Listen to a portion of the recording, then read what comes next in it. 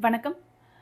கழுகுக்கு ஆயுசு 40 ஆண்டுகள் தாங்க. ஆனா, அது நெனச்சா 70 ஆண்டுகள் உயிர் வாழுமாம். இது எப்படின்னா, அதோட 40வது ஆண்டுல அதுக்கு என்ன ஆகும்னா, அதனுடைய அலகு உடைஞ்சு போயிடுமாம். அதாவது அலகுனா மூக்கு.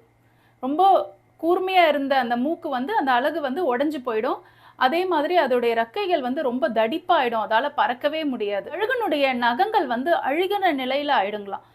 அது நெனச்சா இத மாத்தலாமா. எப்படின்னா, இந்த கழுகு 40 ஆண்டுகள் கழித்து ஒரு காட்டுக்குள்ள போய் அடர்த்தியான மரங்களுக்கு நடுவுல வாழுங்களாம்.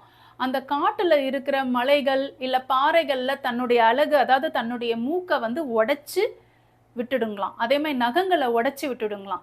ரெக்கைகளையும் பிச்சு விட்டுடுங்களாம். அதால வலி தாழவே முடியாதுங்களாம். மோசமான வலிகளா இருக்குங்களாம்.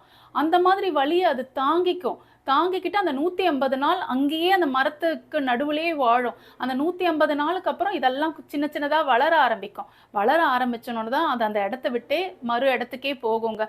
இந்த உதாரணம் நான் எதுக்கு சொல்றேன்னா, மனிதர்கள் நினைப்போம் நம்பல்லாம், அவ்வளோதான் நம்ம வாழ்க்கை இத்தோட முடிஞ்சுது. இனிமேல் நம்பளால வாழவே முடியாதுன்னு நினைப்போம். அந்த மாதிரி நம்ம நினைக்காம, நம்பளே ஒரு வாய்ப்ப தேடிக்கிட்டு போகணும். நம்மளுக்கிட்ட எல்லா சக்தியும் இருக்குது. ஒரு பறவையே தன்னுடைய ஆயுட்காலத்த 30 வருடம் நீடிக்கிற நேரத்துல ஒரு மனிதனால முடியாதுங்களாங்க. இன்னைக்கு நாள் உங்க எல்லாருக்கும் நலமா அமையுங்க.